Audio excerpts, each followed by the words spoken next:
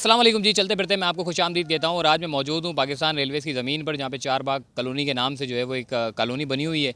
और आज KMC Pakistan railways, Sindh police, rangers और दीगर इदारों की जानिब से जो है वो आज इस कॉलोनी पर जो है वो ऑपरेशन किया जा रहा है। बज़ाहिर सालों से लोग यहाँ पर जो है वो मुकीम थे, चूँकि ये पाकिस्तान रेलवेज़ की ज़मीन थी, नाले पर आबाद हुई थी। पाकिस्तान रेलवेज़ की गाड़ी भी इस वक्त जो है वो मेरे पीछे आप देख सकते हैं कि मेरे साइड पे जो राइट साइड पे जो जगह थी पूरी की पूरी जो है लोगों ने वहाँ पर कब्ज़ा कर लिया था। और जब बारिश आती थी, मानसून की बारिश होती थी, तब इन्हीं जगहों पर जो है वो सबसे ज़्यादा जो पानी जो है वो ज़ेरे आब आ जाता था, क्योंकि नाले के ऊपर लोगों ने अपने घर तामीर कर रखे थे।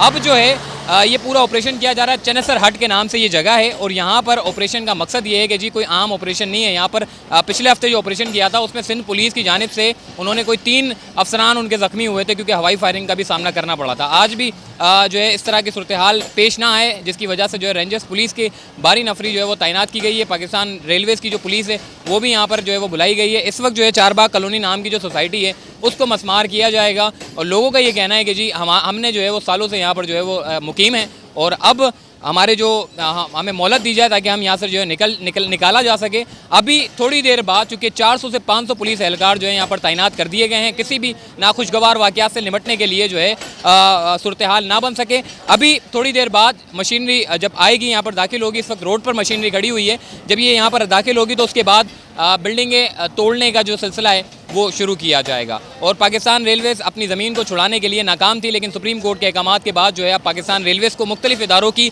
मुआवनत हासिल है और उनके ज़रिए ही पाकिस्तान रेलवेज़ अपनी ज़मीनों को छुड़ाने के लिए इक़दाम कर रहा है। जुम्मा गोट में और जगह जगह पर आप देख रहे हैं, हैदराबाद में पाकिस्तान रेलवेज़ की जो ज़मीन पर लोग काबिज़ थे उनको हटाने के लिए जो है वो अब इक़दाम किए जा रहे हैं और कराची शहर को दोबारा से इंक्रोचमेंट से साफ़ किया जा रहा है, ताकि मुस्तकबिल में इस तरह के जो लोग आकर काबिज़ हो जाते हैं वो काबिज़ ना हो सके। तो आज अभी फ़िलहाल सूरत हाल ये है कि जी ऑपरेशन शुरू होने वाला है। जैसे ही ऑपरेशन शुरू होता है तो फिर हम आपको जो है वो मज़ीद अपडेट करते हैं।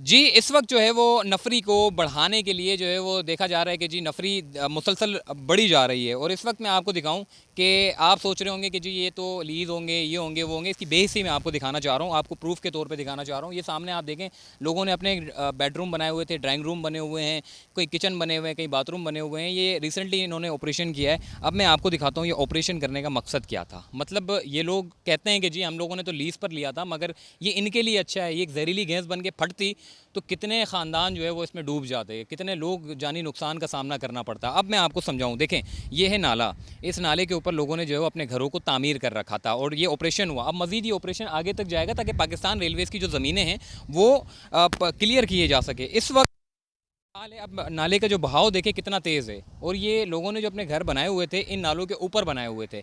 और इस वक्त आपके सामने सूरत हाल है कि ड्राइंग रूम, बेडरूम, वॉशरूम और ऊपर भी इन्होंने डबल स्टोरी घर बनाए हुए थे और रह रहे थे। मतलब किस तरह ये लोग रह रहे थे, ये जहाँ सोते थे, जहाँ ये लोग रात में आकर घर में सुकून इख्तियार करते थे, उनके ऐन नीचे जो है वो नाला होता था। और ये सूरत हाल जो है वो पाकिस्तान रेलवेज़ की ज़मीनों पर है। और नाले को जिस तरीके से मतलब कि साफ़ किए जा रहे हैं, इंक्रोचमेंट साफ़ की जा रही है, ऐसे ही इन नालों की सफाई के काम को भी यकीनी बनाना है। और पॉइंट आउट किए गए कि कौन कौन से नाले हमारे छुप गए हैं।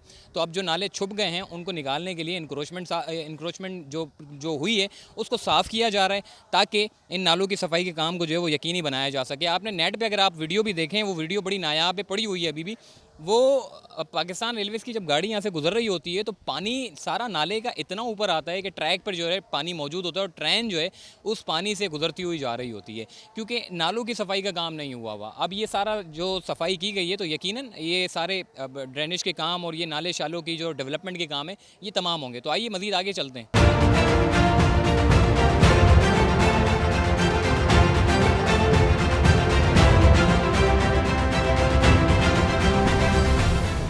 4 घंटे इंतज़ार करने के बाद जो है ऑपरेशन मुलतवी कर दिया गया है, क्योंकि अब देखें आप, ये पूरे जो नफरी है दोबारा से गाड़ी में भर के जो है जा रहे हैं, क्योंकि अब सियासी मसले अड़े आने की वजह से जो है वो ऑपरेशन को मुलतवी कर दिया गया है। जो घर तोड़ने के लिए आए थे वो घर नहीं तोड़ सकें। इस वक्त नफरी को कह दिया कि जी आप पीछे हट जाएँ और अपने अपनी जो ड्यूटी है उसको फ़राइज़ अंजाम दें। और ये लोग जहाँ से ये लोग आए थे वहाँ ये लोग रवाना हो रहे हैं। तो बहरहाल ये ऑपरेशन जो है वो दोबारा मुमकिन तौर पर जो है वो हो सकता है कि शुरू कर दिया जाए, लेकिन जो पाकिस्तान रेलवेज़ की जो ज़मीन है उस पर जो तजावुज़ात कायम है उसको हटाना ज़रूरी है। मतलब आज नहीं तो कल या फिर परसों जो है इसको हटाया जाएगा। और इस वक्त आप देखें कि जब भी कोई ऑपरेशन होते हैं, जब पाकिस्तान रेलवेज़ की जानिब से जब उनकी ज़मीनों पर जो लोग काबिज़ होते हैं, जब ऑपरेशन शुरू किए जाते हैं तो एक बड़ा प्रोसीजर होता है। मतलब कोई आम प्रोसीजर नहीं होता, एक बड़ा प्रोसीजर होता है।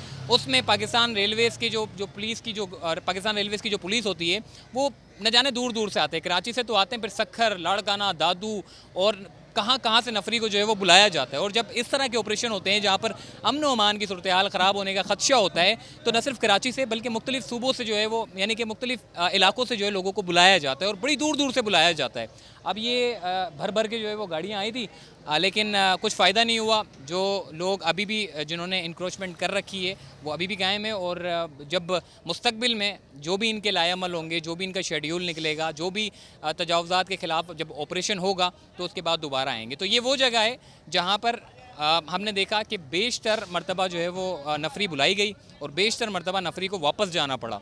मतलब जिस मकसद के लिए ये लोग आए थे उस मकसद को अचीव करने में जो है वो नाकाम दिखाई दी। सुप्रीम कोर्ट के अहकामात है जी। पाकिस्तान के चीफ जस्टिस ने कहा है कि जी जितनी भी तजावुज़ात है उसको ख़त्म करें, चाहे वो नाले पर हो, चाहे वो पाकिस्तान सरकारी ज़मीनों पर हो, तो उसको उसके अहकामात की रोशनी में जो है वो अमल दरामद किया जा रहा है। कहीं अमल दरामद होता है तो कहीं नहीं हो पाता, क्योंकि मुख्तलिफ लोग होते हैं जी जो लोग काबिज़ है। अब मैं आपको एक मिसाल देता हूँ जी। मिसाल ये है कि अब ये जो पत्थर है, इस पत्थर को उठा के मैं कहीं पे भी फेंक सकता हूँ, कहीं पर भी रख सकता हूँ, लेकिन अगर ये पत्थर एक जगह पर खड़ा हो जाए, यानी कि एक ही जगह पर रख दिया जाए और बारिशें हों, तूफ़ान आए और सब चीज़ें हों, तो वो पत्थर जो है वो एक ठोस बन जाता है, स्ट्रॉन्ग बन जाता है। उसको हटाना बड़ा मुश्किल हो जाता है। अभी ये पत्थर बड़ा पत्थर उठा के फेंक दिया, तो ये ऐसा ही सीन कुछ यहाँ पर है, क्योंकि लोग जो है वो 20-25 सालों से जो है काबिज़ हैं और अब वो इतने स्ट्रॉन्ग हो चुके हैं कि इंतज़ामिया के लिए उनको छुड़ाना जो है वो बड़ा मुश्किल काम हो गया है। तो आज की वीडियो को इख्तिताम करूँगा और तब तक के लिए अल्लाह हाफ़िज़।